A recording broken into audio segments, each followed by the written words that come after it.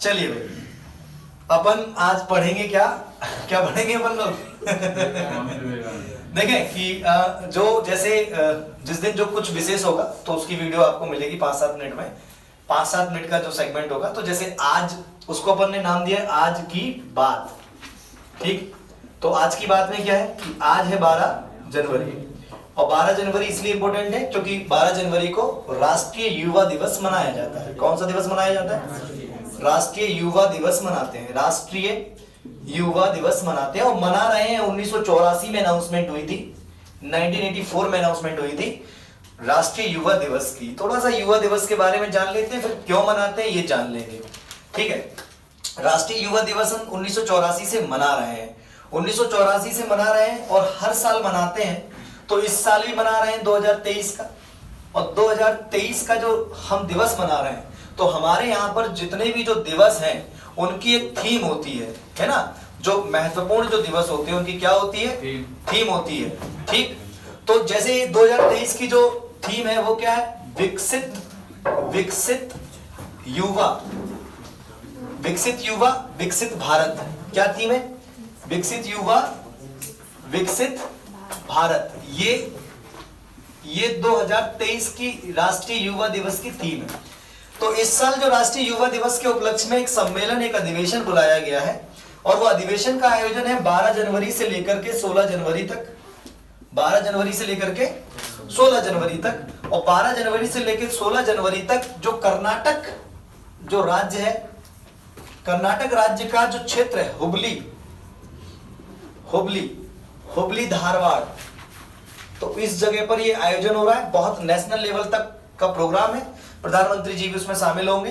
तो ये 12 जनवरी से लेकर 16 जनवरी तक इस साल के राष्ट्रीय युवा दिवस के उपलक्ष्य में एक सम्मेलन है युवाओं को उसको लेकर के, ठीक है। और 1984 से हमने इस दिवस को मनाना चालू किया था। और 2023 की युवा दिवस की जो थीम है वो क्या है? विकसित युवा, विकसित भारत। क्लियर है कि भाई सब कुछ बढ़िया एकदम।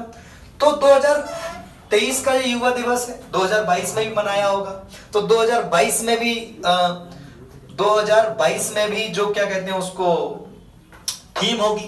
तो आपसे एग्जाम में अगर आप बैठ रहे हैं, जैसे एसएससी जीडी वालों का पेपर है, तो एसएससी जीडी वालों के में पूछ ले कि 2022 की युवा दिवस की थीम क्या थी? बात समझ में आ रहा है? 2023 की थीम क्या है? विकसित युवा, विकसित भारत। कहां पर सम्मेलन है? कर्नाटक में। कर्नाटक के सीएम कौन है? बसवराज बॉम्बई। क्लियर है? कर्नाटक की राजधानी बेंगलोर, वहां पर ये आयोजित है। 12 से 16 जनवरी तक चलेगा और बहुत बड़े लार्ज स्केल पर है, ठीक है। तो जैसे 2022 की बात करूं मैं अगर, तो 2022 की जो थीम थी वो क्या थी? 2022 की थीम भी अपन को याद कर लेनी है, ठीक है। तो इससे राष्ट्रीय युवा दिवस का जो जितना भी जो क्वेश्चन है जो महत्वपूर्ण, हाँ, जो वनडे एग्जाम है उसमें तो अपना संभवतः हमारी जो समस्या है वो क्लियर हो ही जाएंगी।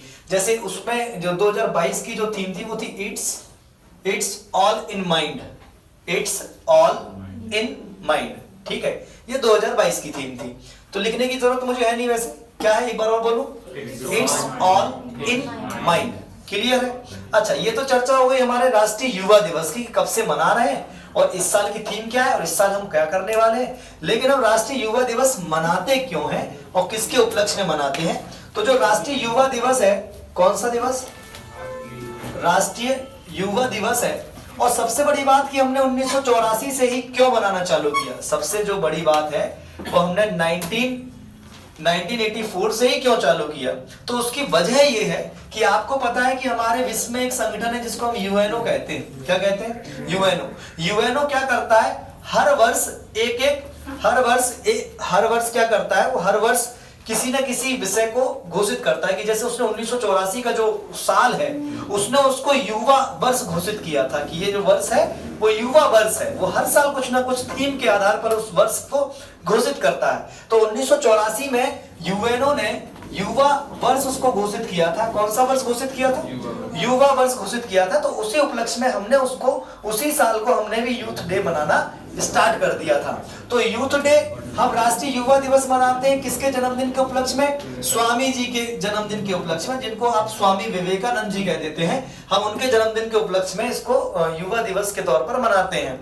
मैं स्वामी जी बोलता हूं उनको, स्वामी जी, ठीक है, विवेकानंद, ठीक है। अब थोड़ी सी जानकारी अपन स्वामी विवेकानंद की ले लेते हैं कि जैसे जो स्वामी विवेकानंद है, उनका जन्म कब हुआ था, कहाँ हुआ था, और उनकी जो मृत्यु है वो कब हुई थी, ये आपको नॉलेज होनी चाहिए। हमारे देश के इतने महान व्यक्ति हैं, अद्वितीय प्रतिभा के धनी थे, ठीक है, बहुत ही जो तीक्ष्ण बुद्धि के व्यक्ति थे, बचपन से ही थे, ठीक है, बचपन से ही थे। थोड़ी बहुत आपको जानकारी होनी चाहिए, चाहे आप सरकारी नौकरी की तैयारी कर रहे हो या नहीं कर रहे हो, आपको इतना तो पता होना चाहिए कि महान जो शख्सियत है वो कब जन्म ली और कब इस दुनिया को छोड़ करके चली गई। तो मैं थोड़ा सा इनका जन्म, मृत्यु, इनके पारिवारिक पृष्ठभूमि और इनको क्यों याद किया जाता है, देखो सारा सब कुछ तो नहीं बताया जा सकता, लेकिन हाँ आपको संक्षिप्त में मैं बताने की कोशिश करूंगा। जैसे जन्म हुआ, जन्म कब हुआ? 12 जनवरी। आपको अधिकांश लोगों को पता होगा पहले से, इधर फ्रेम में नहीं आ रहा होगा, क्यों आ रहा है? तो ठीक है, 12 जनवरी 1863 इस दिन ये जन्मे थे, ठीक है। मृत्यु उनकी 4 जुलाई 1902। मृत्यु उनकी बेलूर मठ में हुई थी।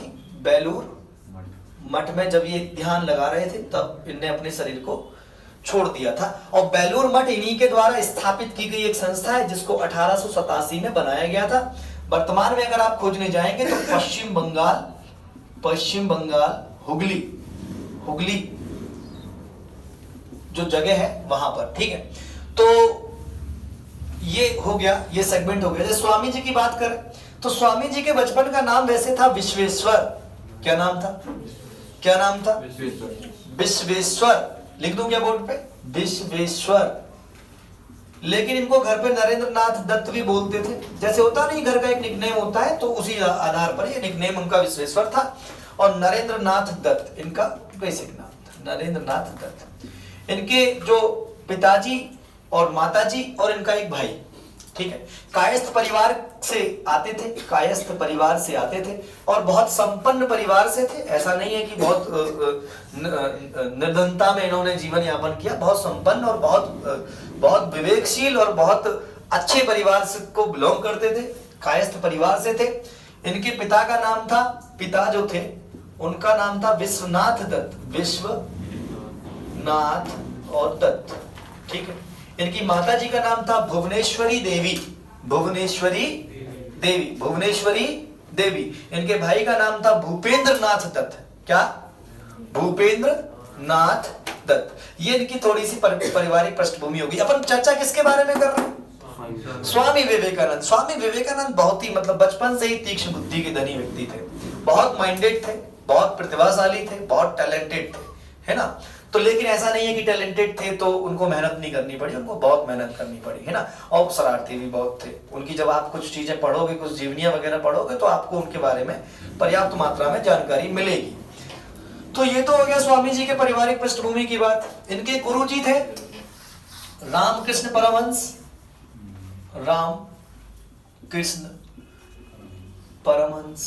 है ना। इनके गुरु हैं जिनके नाम पर इन्होंने रामकृष्ण मिशन की भी स्थापना की, जो आज तक चल रहा है। रामकृष्ण मिशन आपने स्कूल वगैरह देखे होंगे। और अगर मैं गलत नहीं हूं तो 1897 में इसकी स्थापना करी थी इन्होंने, रामकृष्ण मिशन की। रामकृष्ण परमहंस से इनके मिलने की भी बहुत रोचक कहानी है, जो कि मैं तुमको नहीं सुनाऊंगा क्योंकि उसमें समय चला जाएगा, है ना। हाँ, तो अपन को ये याद रखना कि स्वामी विवेकानंद का जन्म जो हुआ था वो 1863 में हुआ था और बेलूर मठ में इनकी मृत्यु हुई थी, ठीक है। और उसके बाद में जैसे स्वामी जी जो है उनके बचपन का नाम था विश्वेश्वर, मतलब घर का नाम अपन कह सकते हैं। और नरेंद्र नाथ दत्त इनका वैसा नाम था। और इनके पिताजी का नाम था विश्वनाथ दत्त और माताजी का नाम था भुवनेश्वर देवी। इनके भाई का नाम था भूपेंद्र नाथ दत्त और बहुत टैलेंटेड थे, कायस्थ परिवार से आते थे। ये इनका एक छोटा सा संक्षिप्त मैंने आपको परिचय दिया है, ठीक है। लेकिन स्वामी जी कब बन गए? जब इन्होंने अमेरिका में एक सम्मेलन को जब संबोधित किया। तो थोड़ी सी चर्चा हम उसकी बात करते हैं, ठीक है। तो थोड़ी सी चर्चा उसकी करते हैं अपन लोग। तो जैसे शिकागो, आपको पता है शिकागो जो है शिकागो एक जगह का नाम है जो वर्तमान के अमेरिका नामक जो देश है अपना, यूएसए अपन कह देते हैं। तो यूएसए में जो है, जिसकी राजधानी वॉशिंगटन डीसी है अमेरिका की, और जिसके वर्तमान के जो राष्ट्रपति हैं वो हैं जो बाइडन, बाइडेन या बाइडन है ना, जो बाइडन, जो जैसा भी बाइडेन है बाइडन जो भी है ना, तो राष्ट्रपति वहां के वो हैं। तो शिकागो में क्या था, शिकागो में एक सम्मेलन बुलाया गया, सम्मेलन शिकागो 1893, क्लियर है। और शायद तारीख है 11 सितंबर, ठीक, 11 सितंबर 1893, ठीक है। इस दिन क्या था, शिकागो में धर्म सम्मेलन था, और इस दिन विवेकानंद जी को बोलने का अवसर दिया गया। और ऐसा कहते हैं कि उनका नाम लिस्ट में नहीं था, तो उनको बोलने नहीं दिया जा रहा था। बाद में कुछ मिनट का उनको टाइम दिया गया, शायद 1 या 2 मिनट का टाइम दिया गया था, शायद बोल रहा हूं मैं। तो बाद में उन्होंने जब अपना संबोधन चालू किया कि मेरे अमेरिकी भाइयों और बहनों, तो वो जो एक आप लोग खुद भी कहते हो कि first impression is the last impression, तो जो फर्स्ट इंप्रेशन जो पढ़ा ना, वो बहुत ही प्रभावशाली पढ़ा। उसके बाद तो भैया उनने खूब बोले, अगले दिन भी बोले, उसके अगले दिन भी बोले। उनको लोग कह रहे थे कि नहीं, उन्हीं को बुलाओ, वो जो युवा व्यक्ति है उसी को हमको सुनना है। उनको सुनना बड़ा अच्छा लगा था, ठीक है। और वो काफी टाइम तक वहां रहे, और उनको वहां पर तूफानी हिंदू कहा गया, साइक्लोनिक हिंदू। कौन सा हिंदू? तूफानी हिंदू। किसको कह रहे हैं तूफानी हिंदू? साइक्लोनिक हिंदू। क्या बोला गया? कौन सा हिंदू? साइक्लोनिक। अच्छा, स्वामी जी की उपाधि, स्वामी विवेकानंद को स्वामी विवेकानंद जी की उपाधि राजा खेतड़ी ने दी थी। किसने दी थी? राजा खेतड़ी ने दी थी। राजा खेतड़ी, राजा खेतड़ी, ठीक है। राजा खेतड़ी, शायद नाम अजीत सिंह है उनका। खेतड़ी एक जगह का नाम है भैया। ओहो यूट्यूब वाले लोगों, खेतड़ी जगह का नाम है। क्या का नाम है? जगह का नाम है। और वर्तमान समय में वो जगह राजस्थान में है। कहां पर है? राजस्थान में। एक बार अजीत सिंह जी का नाम चेक कर लेना कि वो राजा खेतड़ी, शायद नाम उनका अजीत सिंह था। वैसे किताबों में केवल इतना लिखा रहता है कि राजा खेतड़ी ने उनको स्वामी विवेकानंद की उपाधि दी थी, है ना, लेकिन हमको शायद नाम अजीत सिंह है, ठीक है। तो राजस्थान में खेतड़ी है, और खेतड़ी जाना जाता है तांबे की वजह से। काय की वजह से जाना जाता है? तांबा। तो ये अपना एक्स्ट्रा नॉलेज हो गई कि खेतड़ी तांबे की वजह से जाना जाता है। स्वामी विवेकानंद ने रामकृष्ण मिशन की स्थापना करी, बेलूर मठ की स्थापना करी, और एक दशा दी अपने देश को भी, ठीक है। और वो उनका जो सिद्धांत है ना, जो उनकी शिक्षा है, स्वामी जी की शिक्षा घूमती है पूरी मानवता पर। मानवता पर। किस पर? मानवता। उनका जो सेंटर पॉइंट है, वो कहते हैं कि मानवता जो है वही है सबसे बड़ा धर्म, वही है। वो कहते हैं कि ऐसा कोई धन अपन को नहीं कमाना है जो चरित्रहीनता के साथ आए, बेईमानी के साथ आए। वो कहते हैं ऐसा। उनके कोट आपने कई सारे पढ़े होंगे, उठो जागो जब तक, ये सुना है आपने। एक उनका कोट है जो मुझे बहुत अच्छा लगता है, मैंने आज स्टेटस पे भी लगाया है, कि मैं उस प्रभु का सेवक हूं जिसे अज्ञानी लोग मनुष्य कहते हैं। ये बहुत गहरी बात है, 1-2 बार में साधारण आदमी को समझ में नहीं आती कि मैं उस प्रभु का सेवक हूं कि जिसे अज्ञानी लोग क्या कहते हैं? मनुष्य कहते हैं। कि मैं किसी ईश्वर का सेवक नहीं हूं, मैं मानवता का सेवक हूं, मनुष्यों का सेवक हूं।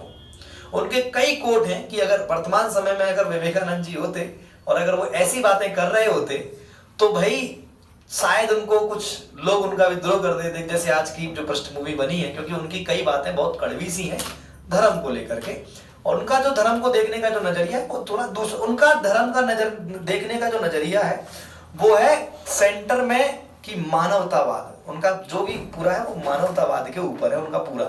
तो उसको लेकर के उन्होंने कुछ किताबें भी लिखी हैं। तो 2-3 किताबें आपको पता होना चाहिए, जैसे कर्मयोग, राजयोग उनकी किताबें, रचनाएं हैं उनकी, रचनाएं हैं किसकी? विवेकानंद जी की रचना। कौन कौन सी? कर्मयोग, कर्मयोग, राजयोग।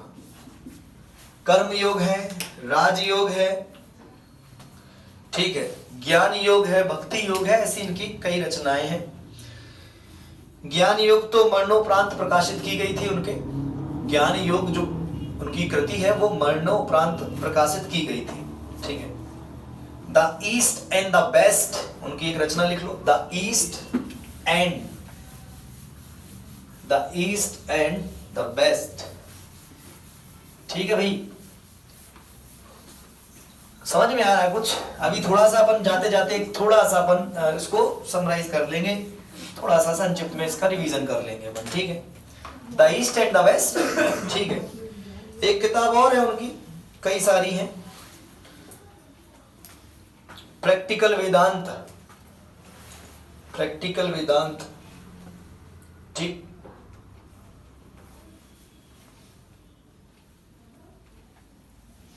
बाकी जो किताबें वगैरह हैं वो मैं आपको ग्रुप में डाल दूंगा।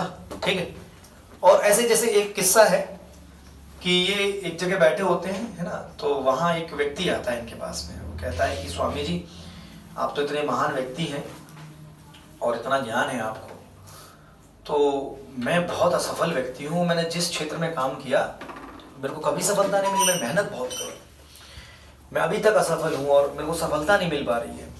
तो उन्होंने कहा ठीक है मैं भी बताता हूँ, मेरा ये जो एक उनके पास पालतू जानवर था, डॉग था, उन्होंने कहा इस डॉग को जरा सैर करा लाओ, फिर तुम जब लौट के आओगे फिर मैं आपके प्रश्न का उत्तर दूंगा। तो चला जाता है वो और फिर लौट के आता है कुछ देर बाद। कुत्ता जो है वो हाँफ रहा होता है भयानक तरीके से, और ये नॉर्मल था। तो उन्होंने पूछा यार कुत्ता क्यों हाँफ रहा है, तुम तो हाँफ नहीं रहे हो। तो उन्होंने कहा कि स्वामी जी ये जो कुत्ता है ना, जिधर देखता था उसी तरफ भाग जाता था, उसी तरफ मेहनत करता, दौड़ता, चैन से बंधा था तो उस तरफ जाने को होता था, तो जिस तरफ देखता उसी तरफ भाग जाता था, जिस तरफ देखता उसी तरफ भाग जाता था, तो मैं तो केवल उसको पकड़े हुए था, तो मुझे तो थकान होनी नहीं थी, इसलिए ये थक गया है और हाँफ रहा है। तो कह रहे बस कि व्यक्ति को जो है वो एक तरफ लक्ष्य बना करके चलना चाहिए, तो उसको सफलता मिलेगी। और वो 10 जगह भागता है तो थक जाता है, इधर भी एनर्जी जा रही, उधर भी एनर्जी जा रही। वो मेरा सिद्धांत गिलास वाला, स्वामी जी दे गए पहले से ही, है ना, तो सिद्धांत तो वही है। ठीक है, तो ये क्या मिलता है इससे शिक्षा, इस कहानी से शिक्षा ये मिलती है कि व्यक्ति को अपनी पूरी ऊर्जा एक दिशा में लगानी चाहिए, तो सफलता सुनिश्चित है, कोई नहीं रोक रहा आपको, कोई रोक ही नहीं सकता, है ना। चलो भाई, तो मुझे लगता है कि आपको आज की बात समझ में आई होगी, अपन फिर मिलते हैं। ठीक।